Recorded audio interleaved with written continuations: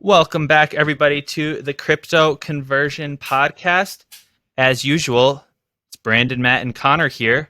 But this week's episode, we're joined by a very special guest, Crystal Zurn, Hey there. crystalzurn.eth. She does a lot of marketing stuff for ENS. Stumbled into her on Twitter, and after a little convincing, we were able to get her on the podcast. So, Crystal, welcome to the show. How are you doing this evening? Doing great. Thanks for having me. I can be easily bribed with Taco Bell. So, you guys nailed it. Taco Bell. Wow, think outside the bun. Well, anyway, we're going to get into the news here. And the reason why we brought Crystal in for the news section is because she's very privy to a lot of what's going on current events-wise in the space in her own little bubble. So I guess, as usual, we started off with the breaking news, Crystal. So what's been piquing your interest this week? Yeah. So the biggest news, I guess, in the ENS, which is Ethereum Name Service space, is that about a week ago, the name wrappers became live for everyone to utilize. And what that means is basically now you can have your domain name, and then you can also create subdomains. And the parent, it's like a parent-child relationship, right? So the parent, you'll have brandon.eth, and then you can create my.brandon.eth or favorite.brandon.eth, whatever. And then there's all these different, they call them fuses, but basically they're permissions, right? So the parent inherently has all the permissions to restrict or whatever the subnames. But then there is a way that, well, the parent has to initiate it, but the subname can be emancipated from the parent. So then that fuse is burned, and basically that, it sets the subname free on its own. And so it's been fun to play around with. I haven't done it too much because gas fees are a little crazy right now. Especially with the other big topic is today and tomorrow, the 26th and 27th, there are tons of 4-digit ENS names, domains that are up for renewal, and at $160 a year renewal fee for 4 digits. There's a lot of them that are being let go, but then there's a ton of people that are sweeping the floor, if you will. So earlier today, someone swept the floor and bought 19 4-digit ENS names and they're under, I think the floor at that point was like 0.68 ETH. And I just checked recently, it's up to like 0.76 ETH now, the floor. So yeah, but that's kind of another hot topic of the day. But the name wrapper thing is the big news. Companies and individuals, I mean, I guess I can't even consider all the ways that this is going to be used, but one way it'll be used that I foresee is like fan clubs and ticketing uses and stuff. So you could have, like, Taylor Swift could have swifties.eth, right? And then all of her fan club members could have their individual names, .taylorswift.eth or whatever, or you could just have VIP.taylorswift.eth. And then it can be written into that contract that, well, each ENS name is an NFT, right? So it has all the properties of an NFT. And with name wrappers and the subnames, that parent name can set all kinds of restrictions, like, hey, all of Taylor's fans who have vip.swifty.eth, they all get first crack at her new tour tickets or whatever. Or, hey, if you attended one of her shows, like if you scanned your device or whatever and it was linked to your ENS name, there's proof of attendance, right? You could have a POAP in your wallet, and the Taylor Swift fan club could say, hey, anyone who swiped their device and proof that they attended this concert, you can now get, 25% off any piece of merch in our online store, but not forever, just, for the next 72 hours or whatever. So there's so many different, ways you can structure it and segment out your audience and stuff. So like I said, I'm sure I haven't thought of a ton of different ways this will be used in the future, but that's kind of one of the big ones that I can see so far. This is so much cooler than AI. Why do we waste our time with that? Honestly, AI is pretty cool too, but I know, but I'm this just saying. Is pretty neat. I think Crystal and I were talking about the use cases for ChatGPT just before this. As two people that are involved with a lot of column writing, it's definitely a godsend. Sure is. Yeah, Don't tell them about our secret. See, I just like it though because it adds value to the things that you do. Just the way that you can interact with your everyday life with it. It adds value and compounds on certain things that you're already interested in, and I like creating those interoperability opportunities for people that are already going to do something. Might as well make it worth their while. I mean, shoot, I'm sure all the Morgan Wallen fans that went to the concert at Ole Miss would have liked to have gotten something back for him not showing up on stage. Seriously, just a thought. Yeah, that was not cool. So. Little side note, I got to see him last week in Milwaukee, and he was fantastic. I felt really bad for everyone who's, his concerts got postponed, but he's worth the wait. It's amazing. I am curious, Crystal. I know. I've definitely. I actually wrapped a name and have been playing with the sub names, and so. I have been thinking it'll be interesting. I think for companies, maybe projects as well, for members to have something project name .eth, or everybody has a company email, right? So I might have Matt crypto conversion network.eth, right?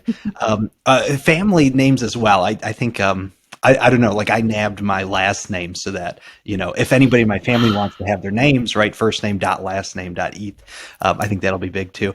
I am curious if, so you mentioned two things here, right? The name wrapper is something that adds utility to, you take a single ENS name and you create all these subnames off of it. And then you mentioned, some ENS names are collector items and people speculate on the value. Do you have any thoughts?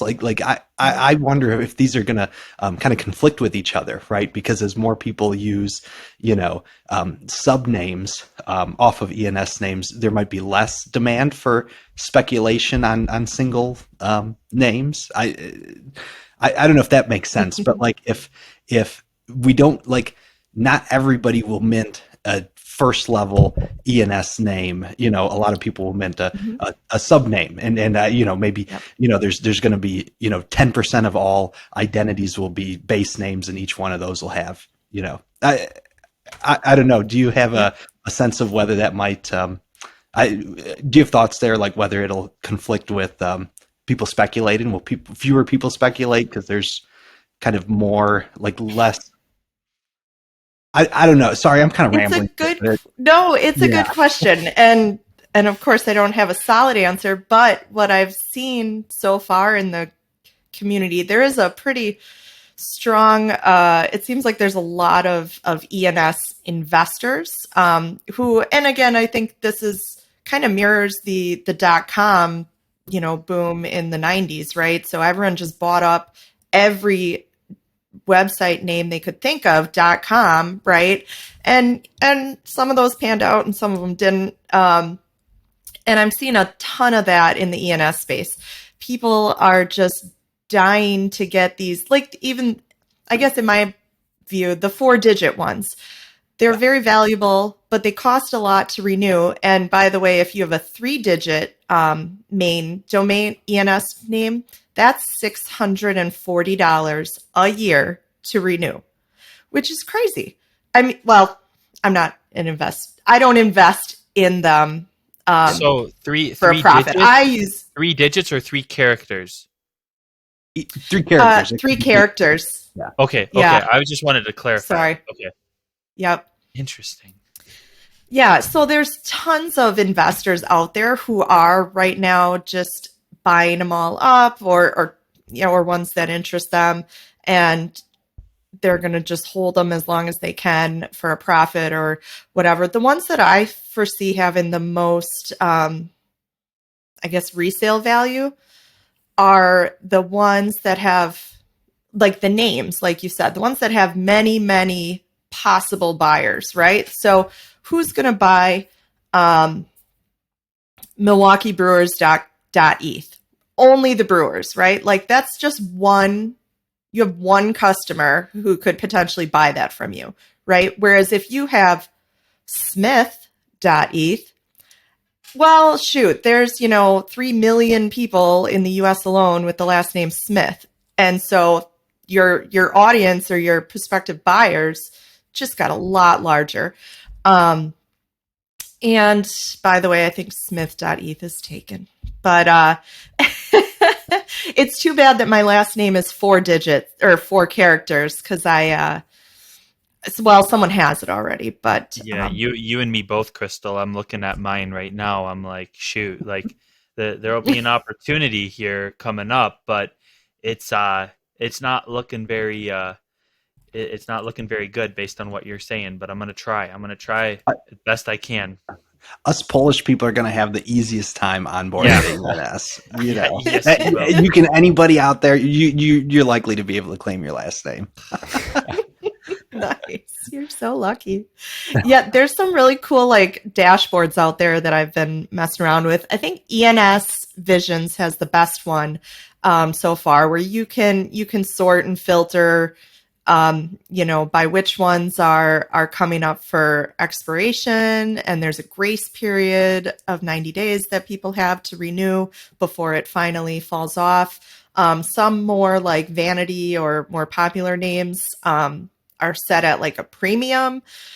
So yeah, and it's kind of, there's a marketplace for it, right? Similar like OpenSea. There's a market for people who, or if I really wanted Zurn.eth, I could DM whoever has it and make an offer, right? But I think so there's always going to be investors, right? And people who are going to try to flip them, which it's just not my thing, or that's not my purpose for them.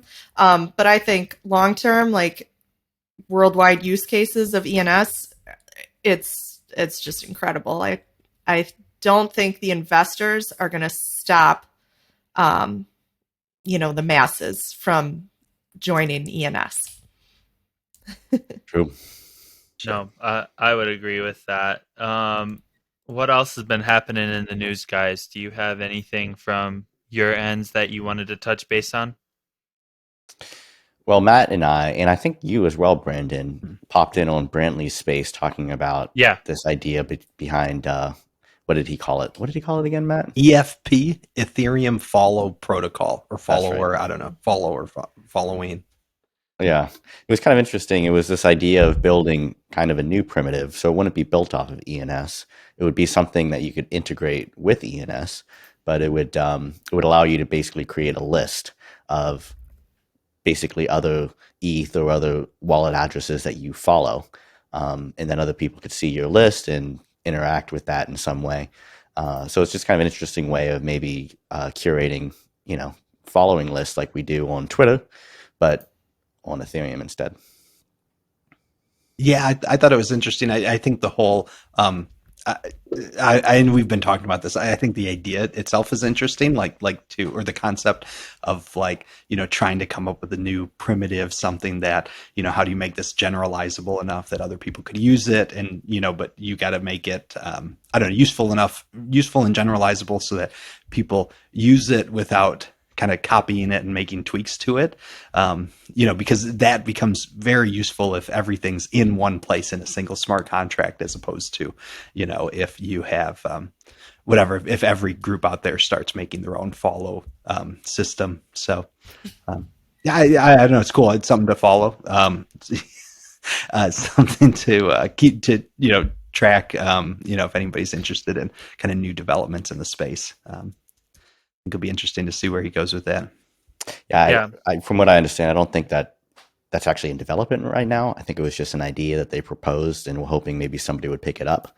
But it might be something that we see an iteration of in the future for sure. Yeah, it was pretty interesting. Yeah, shout out to Matt for putting our name out there on the space. That made us sound all much smarter than Connor and I are, which we appreciate. So, as always, thank you, Matt. Well, Matt, I was impressed that you guys got a response on Twitter from Brantley on the EFP proposal or protocol that he put out there. So good job. Yeah. Well, the tweet that we got a response from was that I said, "Hey, why isn't my DM going through? Why is your DMs closed?" And he's like, "My DMs aren't closed. What are you talking about?" Yeah, it was a problem on my end. For the record, still, a response is a response. once Brantley realizes who we are, it'll be like, oh, I know these guys. Like it's not like And we're then he'll stop BF, responding. it's not like we're BFFs, but like we've had conversations You've with him. met, so Yeah, yeah. It's just like we just got to connect the dots. We'll That's make right. it happen one of these days. He's on the bucket list for sure, just because of the synergy and everything that we respect of his work. It's only a matter of time. So he is kind of our white whale at the moment, but yeah, it'll all in time. Everything has a way of working itself White out. whale? White whale. White whale. Not golden goose, white whale. Golden Okay. goose, white whale. No, for we're the hunting him podcast. like what's the Moby Dick? Yeah, there you go. Mm-hmm, yep. All right. I'm with you now. I'm Brandon tracking. is actually a philosophy major, by the way, so well read. Yeah, Okay. I did. I did a couple years in a college seminary, which in the Catholic Church, that is basically a philosophy major. So I finished that out. Even though it has nothing to do with what I do with my day job, it has helped me to think very analytically and abstractly at the same time. So pros and cons to it. I think that's why I'm open to the crypto side of things. I don't think I would be as open to it had I been a more conventional college person. So yeah, but I'm gonna talk about my new side of things because this deals a lot with kind of the legislative stuff that's been going on. I'm very teed off about this, to be frank. I'm not gonna say how I really feel, but essentially the deal fell through with Voyager and Binance. I kind of alluded to, and I think that this is very interesting. A lot of the people on Reddit were talking about how Binance basically came in, got a bunch of KYC from a platform that they had set up to buy and set up channels to make the transition. And then, of course, good old judicial system gets involved. Thank you, SEC, Mr. Gensler. Thanks, but no thanks, as always. And essentially, everything fell through. And I think that scared Binance off, but Binance had basically gotten all the information they needed to be effective with what's going on with Voyager, and everybody that left crypto in Voyager, because we all thought it was great, we were collecting interest on our crypto, is going to be subject to probably only getting 50% of our money back now. I don't anticipate it being more than that. I could see it actually being less than that, depending on how things go with Stretto and the whole legal setup that's going on. And it's just ugly all around. And this is just a constant reminder to people, not your keys, not your crypto. And moving forward, that's going to be my mindset, at least. So heed that advice. It can't be taken for granted. And if something's too good to be true, it's too good to be true. So for everything Celsius, Binance, FTX, Voyager, we need to kind of reconfigure this, what we consider DeFi, versus trying to create banking systems with crypto 2.0, because it's not really working out for anybody. I don't know what you guys think You about you that, but mentioned that's Binance in that list. Nothing happened with Binance though, right? They were just trying to no. buy this. Binance Okay, just backed yeah, out of the deal. sure. Binance just Okay, obtained a bunch of people's KYC. That's all they did. I got you. Yeah. Classic. That's the part that's probably most frustrating about it is that they made all the people that wanted to transition their crypto to Binance just to get their crypto back. They basically got access all that API data to make that transfer. So they got to see what all the cards people were holding at where they bought it, and then they were just like, "Yep, we're good." So then they just pieced out, and yeah. Well, that's an interpretation. It could be that. Sure. No, it is that. I mean, I think that probably has something to do with the U.S. regulatory kind of pushback against Binance specifically, but also crypto in general. That Yeah. I think that has something to blame as well. But I don't think it was really that lucrative for Binance at the end of the day. Could not have been. If it Sure. was that worth it, if it was the pearl of great price, they would have stuck it out. Remember, like, I don't want to like draw on this tangent too much, but No, go I think ahead. it was like a year ago. Like, Avalanche was the project that was exposed for basically suing other crypto projects just to get into the discovery phase, so they could like get a lot of information about how the other projects are running. That's crazy, isn't it? That's crazy. No, I didn't know that. Interesting. No, I was going to say so maybe Binance, privately got all this KYC info. Did you guys? I can't remember if we talked about this before, but when Celsius went bankrupt, they like made public this like giant document that had like literally everybody who ever used the platform and all their trades. Like I went through and found my name on like, I don't know. I think it was arranged like alphabetically by first name, which was really weird. So I was on, I don't know, like page 500 or something. And I was like, yep, that's those are the trades I've made. Yeah. Yeah. Well, I bought a ledger long ago enough that it got leaked in like some hack or something, and so I get a ton of crypto spam because of that. So, tell you what, all these centralized crypto companies, what's up with all that? Funny. It's funny.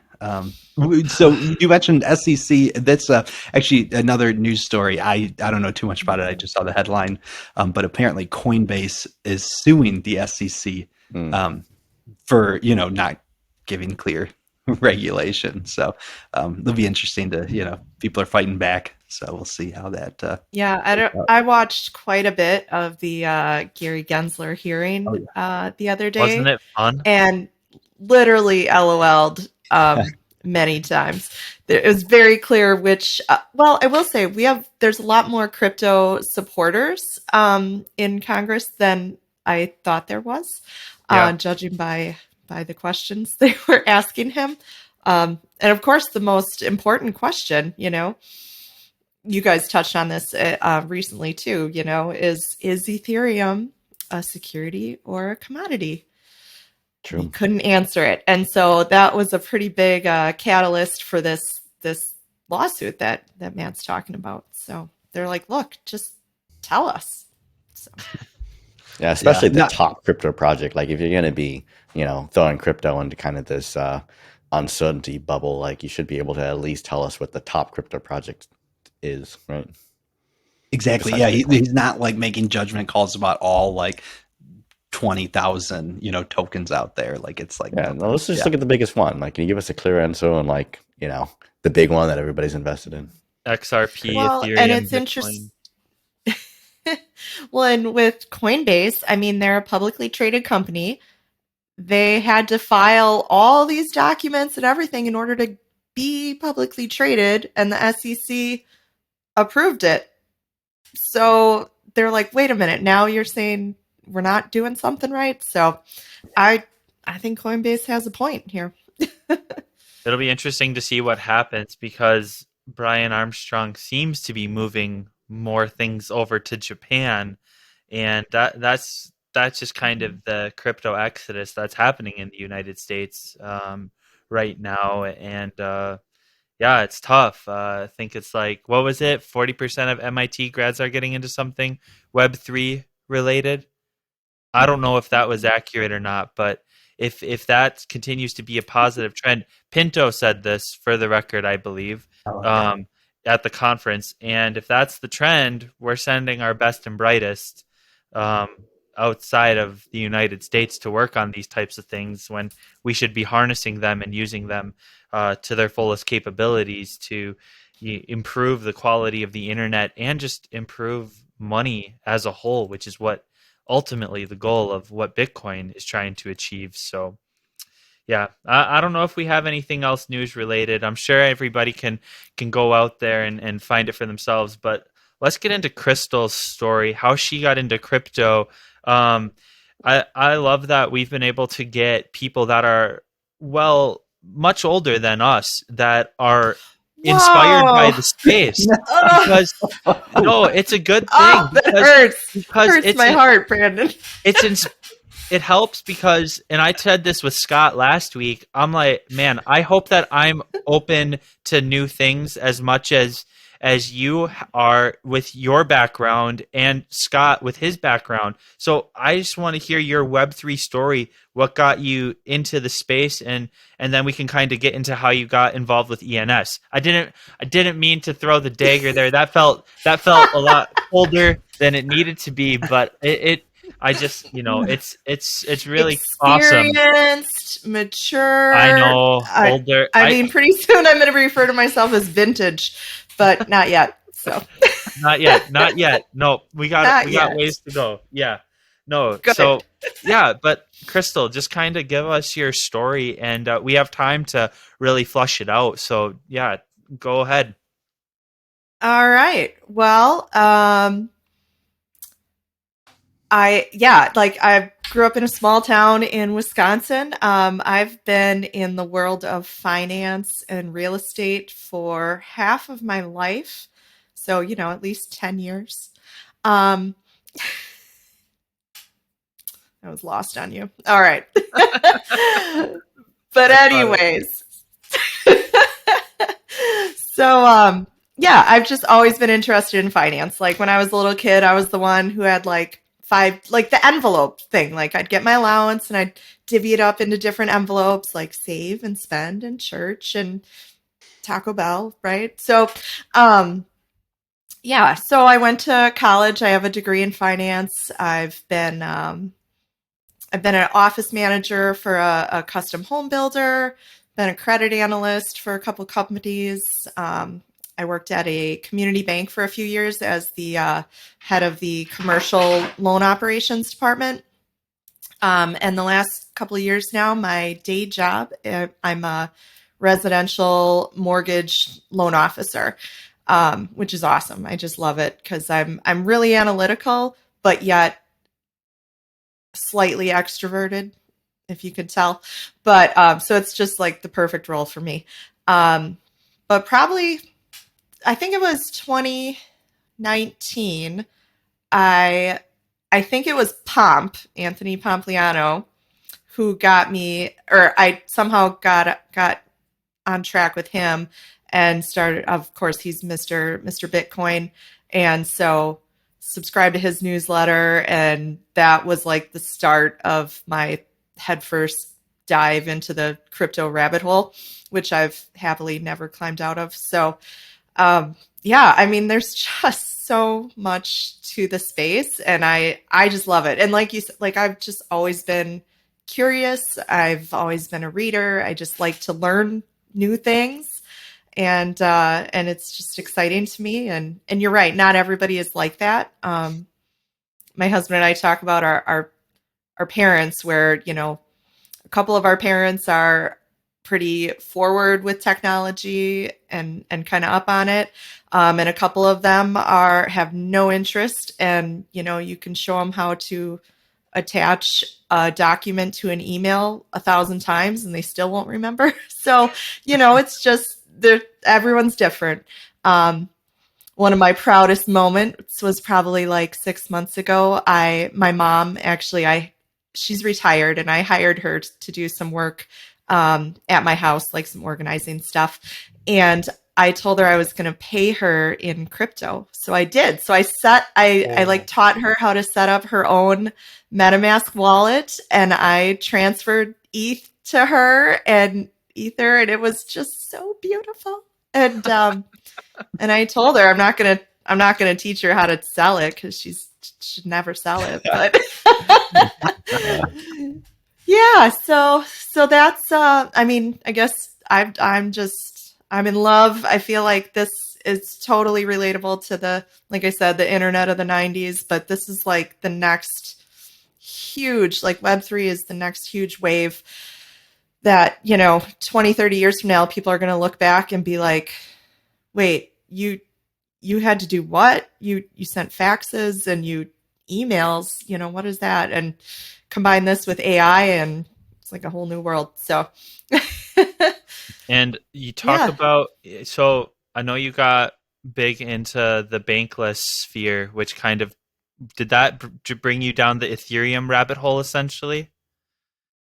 It did. Yeah. So, yeah, when I kind of was searching for sources, because there's a lot of junk out there, right? And a lot of people are just trying to make a buck or, hey, I have this new 10,000 NFT project and they're just going to take your money and rug you.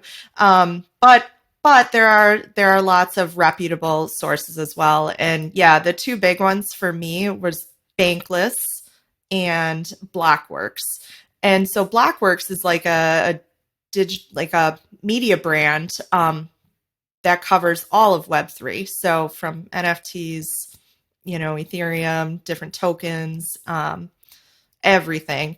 And then Bankless, yeah, like literally their tagline is, we're just helping the world go bankless, which I think the last few months have shown that America's banking system isn't as, I don't know, Ironclad. as AAA ironclad as people may have thought.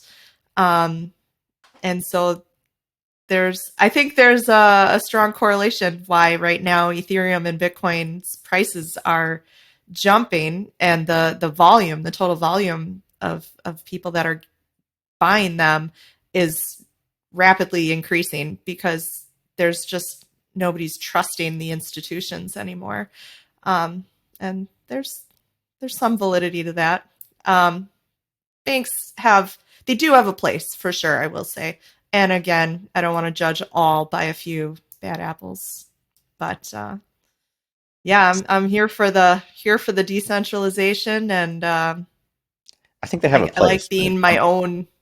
I like being in charge of my own finances. So for sure, yeah, I was going to say I think banks have a place, but I don't think I would miss if I didn't have a bank account. I don't think I would miss it if they were gone. But not really possible to do that right now fully. Not yet. I've been thinking about it. I've been dreaming of a Web3 future, and I wonder if we'll see banks as custodial, but maybe like your bank account is a multi-sig that it's between you and the bank. So like they could recover funds if you lose your keys, and anyway, I don't know. We'll see. Crystal, you are. So you obviously went, finance to Bitcoin to Ethereum, and then you're definitely big in the ENS space. So, you work for, or you were the founder, I forget. Did you help found ENS HQ? No, I'm, I guess, employee number 2, if you will. Okay. So, the founder, TJ Larkin, actually we met, about a year ago in Florida at the permissionless crypto conference, which coincidentally was put on by Blockworks and Bankless. It was a joint effort from them. And so it was their inaugural, conference. They had no idea what to expect. They sold out. It was over 5,000 attendees. And now this year's conference, they had to move to a bigger arena, and it's going to be in Austin in September, and I will be there. So if anyone wants to meet up. But yeah, this last year, there was a meetup on the very first night, and TJ and I got paired together for croquet. And and so we didn't know each other at all, but we're all there to make connections and just meet like-minded people. And so he and I kept in touch through like Discord and Twitter and stuff. And he was telling me about this project he's been working on, the ENS HQ, and he's got a ton of conviction behind it as well. And I think the more we talk to each other, the more we're like, yeah, this is it, right? I just feel like there's a hole in this space right now that we could fill. And I saw on Twitter the other day, I don't recall who posted it, but someone said basically that the world of ENS is eventually gonna encapsulate all the DNS, right? Which DNS and ICANN, like that's what websites are all made on today.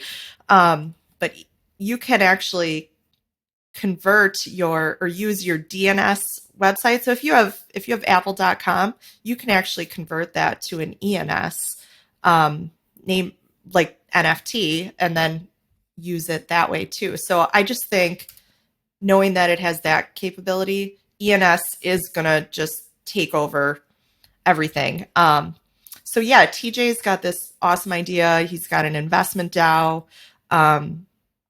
And we're working on revamping the website, and we've got a really, really cool like ENS community idea that is in the works behind the scenes, but hopefully that'll be public soon. But yeah, we just decided like let's go, let's team up, we're both on the same page. We're both we've gotten to know each other pretty well. We've got the trust, and we've seen each other's work, and instead of being competitors in the space, we're like, no, that's ridiculous. Let's just work together. So yeah, that's what we're doing. We're recording some podcasts on the ENS HQ channel. We've got a newsletter that comes out every week.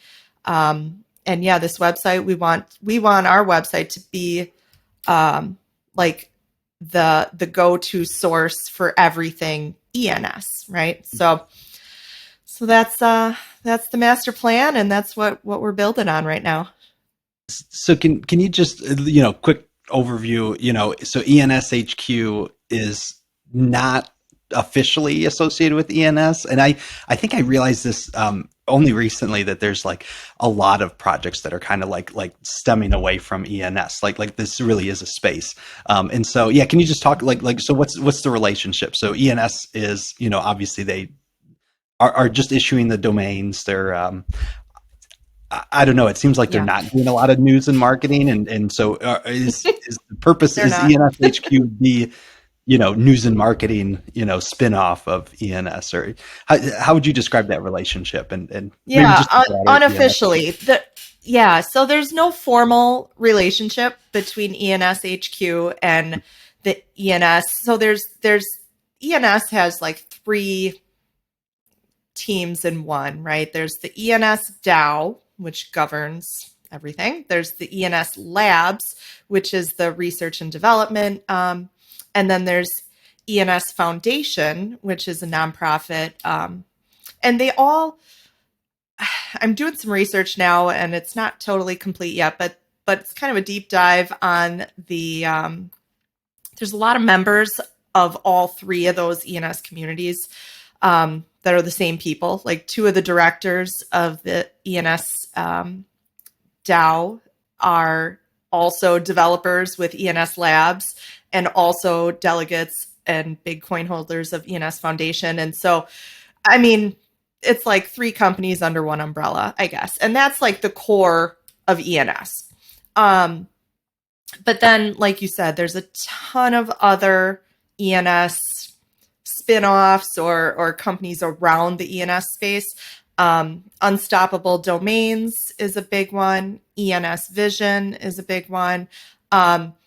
There's a lot of them out there, but those I've found, I think a lot of those are more ENS marketplaces, along with other things. They have some educational content and stuff like that, dashboards and all that, Dune analytics integrated into their websites. But those are more sellers trying to be sellers of ENS names.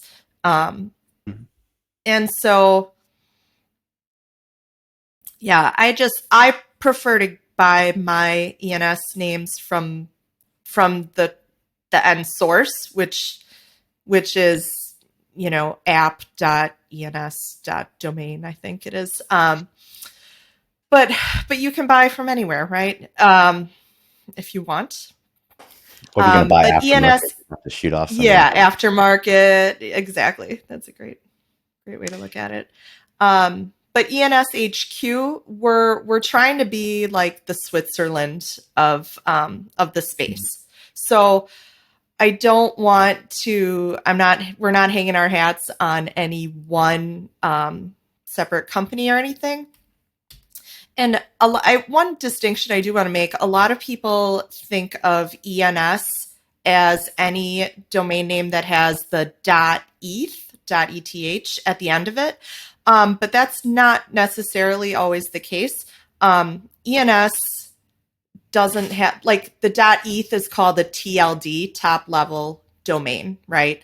ENS can encompass hundreds of different TLDs, but their original, like, native one that the ENS Foundation generates is the .eth, right? So it's the most popular, and I'm curious to see if in the future that becomes the main standard or not, though, right? But like I said, ENS HQ, a lot of what we cover tends to overlap with the .eth TLD, but we're not, kind of how Bankless are Ethereum maxis, but yet they cover like everything else too. So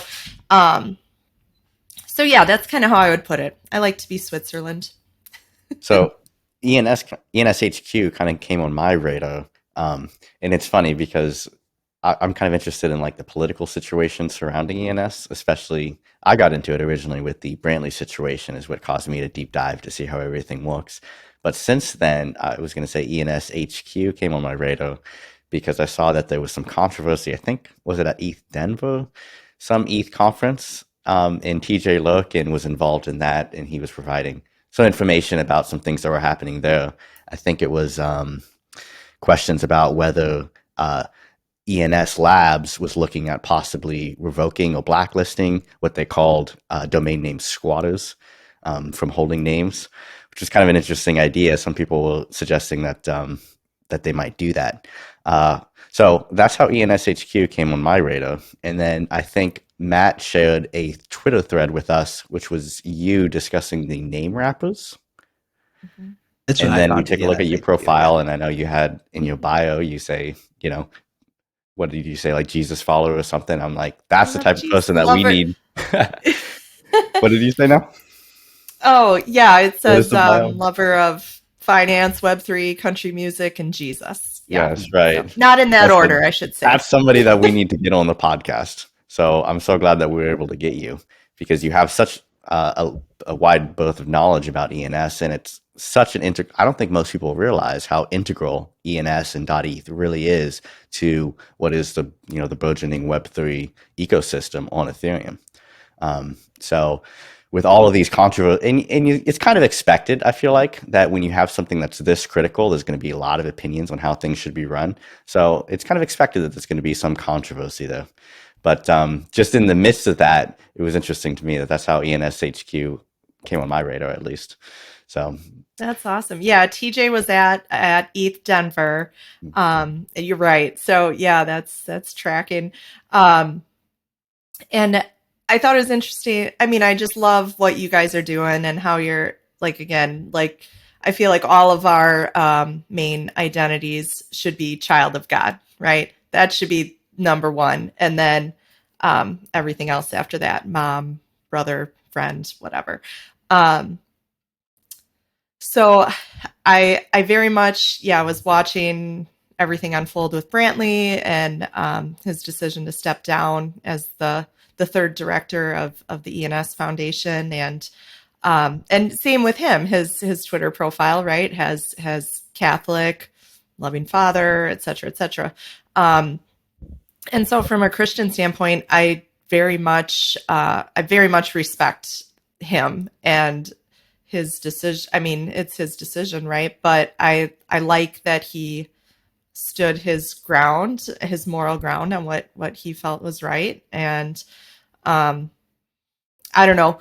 Also, for the people who say, well, maybe he put out a bad tweet or he did something, we're all better than our worst day, right? Like you could dig up something on every single person on earth, right? And so, yeah, I think in talking to you guys before today, how you had said, I think there's some value in Christians in the crypto space, just supporting each other, right? And just knowing that there are other people with your values and stuff out there.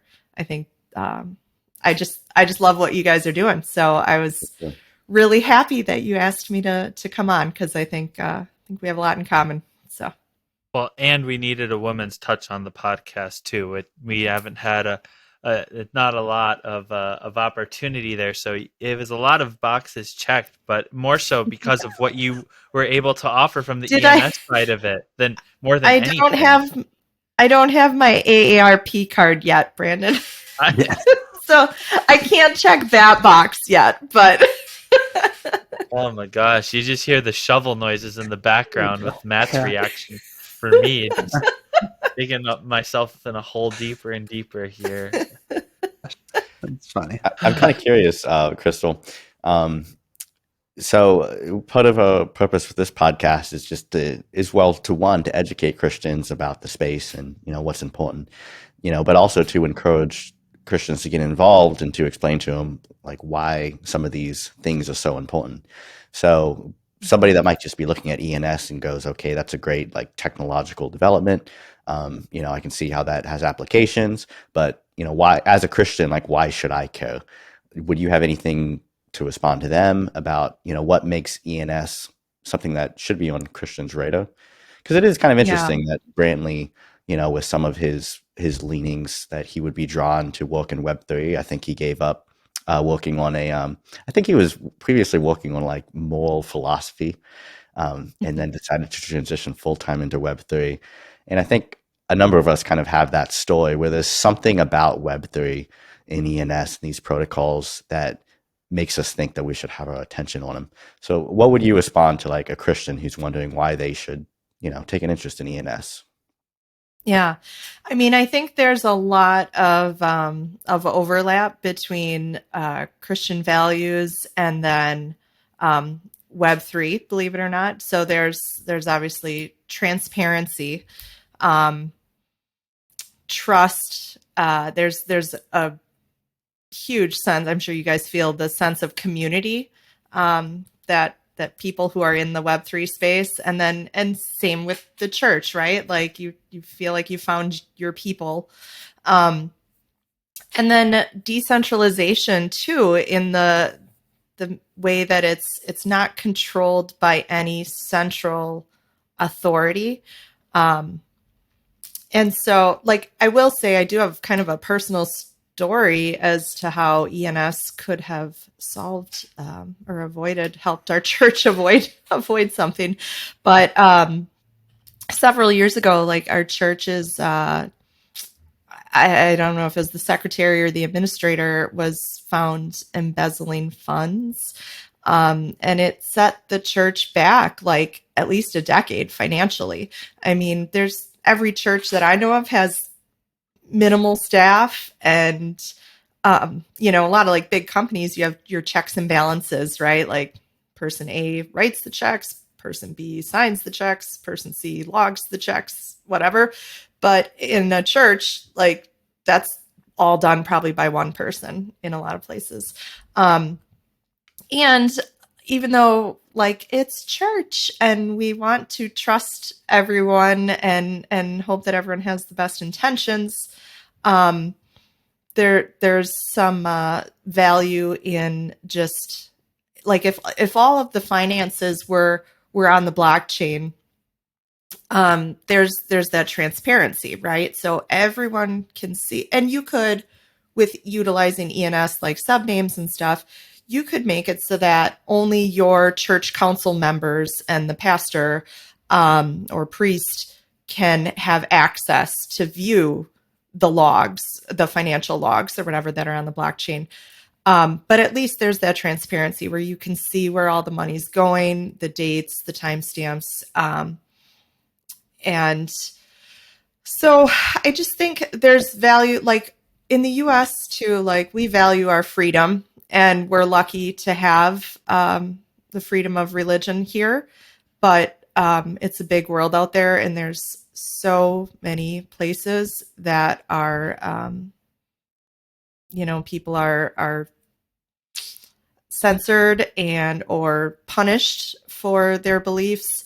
And so I just think if you zoom out and look bigger than where we are today, like there's just so many use cases for Web3 and ENS, and then combining what you had said, like Kingdom Crypto is putting the entire Bible on blockchain, right? Like that's incredible.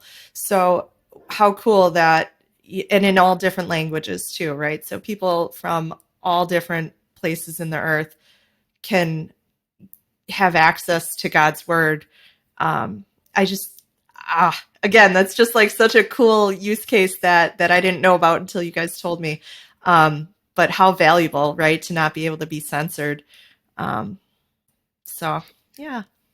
It's interesting that you mentioned that because you do kind of see that like church getting set back, and it's not like a church has a unlimited checkbook or pile of money to go after it from a legal side always either. A lot of times when those situations come up, especially if it's a smaller church, it's like, well, shoot, we messed up there. We're set back. Nothing we can really do about it except start over and just not trust this person. Mm-hmm. So I could see that being the situation for a lot of churches and parishes where something like that happens, and it's all kind of a loss. And what are you going to do? Spend more money just to get that little bit of money back? It's tough, and it definitely speaks to the imperfections of our banking system, where they say everything is transparent as it can be, but in reality, people can still do some shady stuff with USD, and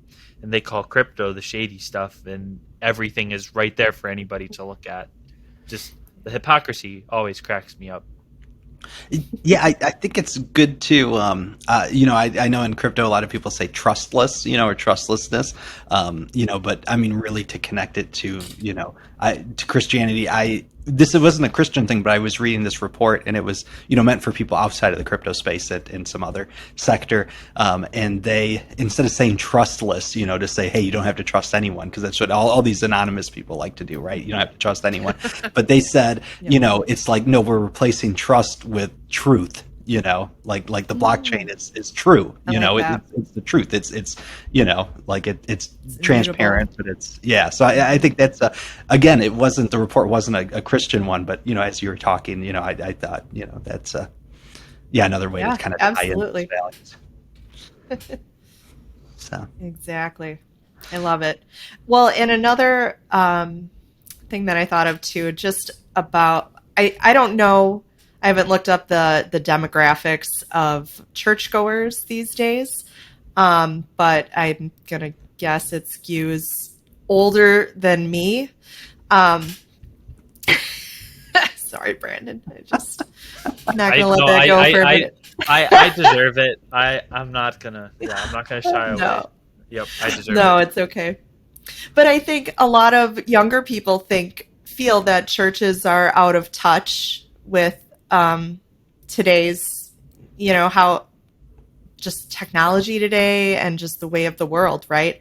And so this could be, another way to bridge the gap, or kind of reach out to younger demographics from and church and say, hey, like actually I'm trying to, at our church, I'm trying to implement a way that parishioners can pay their offerings to the church in crypto. Like, again, like the finances of a church they're nonprofits, most of them, I think. And so I would love to have 100% of my givings go to the church versus 96.5%, and then Visa or MasterCard gets the other, or whatever. It does such a great job of cutting out the middlemen and trimming the fat of all those fees. But yeah, and even, well, trying to modernize the church, right? We just started implementing QR codes in the bulletin every week for anyone who wants to give. Because I'm like, not a lot of people are going to bring their envelope and put their check in or their cash or whatever. Like, Absolutely. or guests and visitors too. Like if I'm sitting in the pew and, oh, well, I can just pull out my phone and scan that QR code and I can contribute that way, So it's just another way to try to modernize it. Yeah, I'm Jeb, kind of on no. both ends of that spectrum there because I've never used a check in my life. Like I don't have a checkbook. I've never had a checkbook. I don't use checks. Um, and so people are like, yeah, just write a check. Well, I can't. So I need cash or I need some digital way to pay. But at the same time, I'm so like anti, big tech that I hate using Visas. I hate using, MasterCards because I don't like a lot of the business practices of Visa. And I don't want to be funding them with, like you say, 3.5% because I know it's a pretty large percentage. It's about 3.5% in most cases.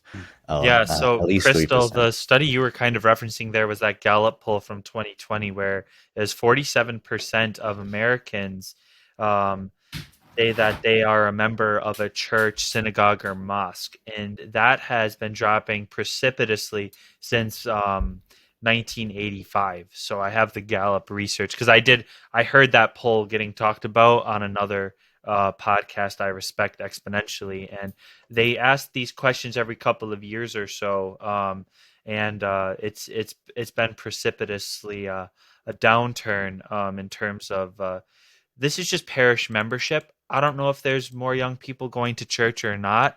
I saw a lot more people coming into the church this year that were young, but I don't know how many people are actually members of parishes today, which is interesting in itself. But yeah, definitely a trend that we could see. Certain cultural touch points sometimes bring people back to the church in ways we don't expect, and maybe there's a cultural turning point where people see the world the way that it is, and it's like there's got to be something better than what I'm living in right now. But yeah, it's looking a little bleak from where we sit at this point. But sometimes when it's bleakest, that's when the best opportunities can arise. At least Yeah, in my experience. I found a different Statista research from 2022 that said that 31% of Americans seldom or never attend church. And Okay. that's just so disheartening, right? Like there's so much opportunity to bring people to church. And not that, okay, again, not that you have to go to church to be a Christian, obviously. But again, there's value in that community and just having like-minded people around you, and God does really cool stuff when you're there. So Mhm. yeah. Yeah, Yeah. I'd say the scariest part about it is that it is the death of the West. Essentially, like the death of Christianity ultimately equates to the death of the West because the rise of the West was because of Christianity ultimately. So it's kind of scary in terms of what this means directionally from a historical context, and that would make sense because yeah, coming out of COVID, I think that number dropped even more. So Mhm. yeah, I guess as we wrap things up here, one thing I really like to put out there for people that are interested in Web3 is with someone that might not have the best technical experience. Speaking for myself, I'm not a developer or anything like that. How would somebody from your experience just get their feet wet in the Web3 space and potentially make a job or career out of it if it's something that they're really interested in? Yeah. Well, thankfully there's lots of really good free resources out there for learning, and there's a ton of courses you can take. But if I were to recommend there are a couple good places to start. Um, I'm trying to think here. Well, of course. So actually, Bankless has a really awesome, base level education content called bankless.com/going dash bankless. They have a ton of tutorials on there. And then also another great source is coindesk.com. They have online courses at like the beginner, intermediate, and expert level. And I've done several of those. And of course you can they're short, they're 5, 10, 15 minutes. So bite-sized, and you can pause the video, go back, watch it again, whatever. But I would just start and see what piques your interest. There's so many facets to Web3. Just find whatever interests you. If you think Web3 music is your jam, like, all right, look into that. I think like step 2 would be to join a Discord server, right? Like Bankless has one. I mean, pretty much everyone has a Discord server now. And you can just poke around in there, just read what people say, read the comments, and what I've learned is that the crypto community is very welcoming. I think there's tons of people who just want to help bring others on board and answer your questions. So I don't want anyone to ever feel like that they're embarrassed to ask a question, just do it. And then as far as if someone wants to dip their toes into actually, buying crypto or something, just start small, like take $20, right? So take $20 and open up a Coinbase wallet. And again, Coinbase has fantastic, step-by-step tutorials on how to do this. You pretty much can't mess it up. You connect your bank account, transfer $20 in, and then just buy $20 worth of Bitcoin or Ether. And then if you want to open a MetaMask wallet and send your $20 to your MetaMask wallet and then send it back, or try to swap it with something else, like just start small, but just try it. Cause that's like, you just have to get over your initial, what's holding you back. Just try it once and you'll start to feel more comfortable with it. And then eventually you're going to drink from the fire hose and you're going to hang out with me at conferences, and it's going to be great. So yeah, that would be my advice.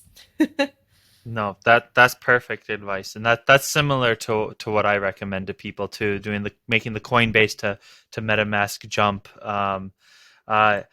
Oh gosh, some of the fees scare me with what you were mentioning there, but it's a learning curve that has to happen for beginners. It's the cost, it's the pay to play fee is what I call it. So And look at it as an education. Like absolutely. What we pay $2,000 or more for one college course or something. Like, man, with $2,000, you could get the best crypto education ever, and it's hands-on and it's learning, and it just compounds. So you have to look at it as an investment in yourself and your own future too. So absolutely. Connor, Matt, anything else as we wrap it up here? Yeah, I think that's the best advice. Is just you have to like get your hands on it. You have to play in it. And also, like, the best place to learn, CoinDesk, there's a lot of YouTube videos that are useful, but I think the best place to learn is just by being involved in the conversations that are happening on Twitter, following the right accounts. You get involved in those conversations, and then also participating in the DAOs. I've learned so much just by hanging out in the ENS DAO and the Tornado Cash DAO from these devs and from these people that are building things, and you see how the conversations happen, and you just it is a lot like drinking from a fire hose at times, but when you get involved in enough discussions like that, you start to pick things up. So I think that's probably like a next step once you can kind of get some of the basics down. But if you're going to dive into Web3, I think that's the place to be. You got to be on crypto Twitter, and you got to be in DAOs. Exactly. Yeah. Amen to that. If you want to, obviously, get your feet wet and understand crypto, but yeah, if you want to, get a Web3 career or do something like you said, you met TJ at a conference, right? We all met at a conference, or, you network in these discords and on Twitter and things like that. Just, be part of the conversation and chime in when you can. Yeah. That's true. Conferences are where it's really popping from a networking standpoint in this space, because you put names to faces and learn a lot more from people that have been doing their own little thing in their crypto corner. So can't recommend that more. And it's just great experience to get out of the house, people live life. It's great. So yeah, this has been the Crypto Conversion Podcast. As always, probably should have said this at the top of the episode, but if you're still here, please like, comment, review, subscribe, download, unsubscribe, resubscribe, wherever podcasts are found. We appreciate it. We are consistently trying to bring Christians together in this wacky Web3 world that we have found ourselves in, like Crystal and ourselves. And, we're just going to continue bringing you these awesome episodes. We look forward to our next episode for you all to watch, and hopefully we can have Crystal back sometime. I hope that she doesn't take what I said too personally, and I'll choke on my words a little more, eat my crow, all the things. And Crystal, thank you so much for joining us, and hope everybody has enjoyed this episode of the Crypto Conversion Podcast. We'll see you on the next episode. Peace.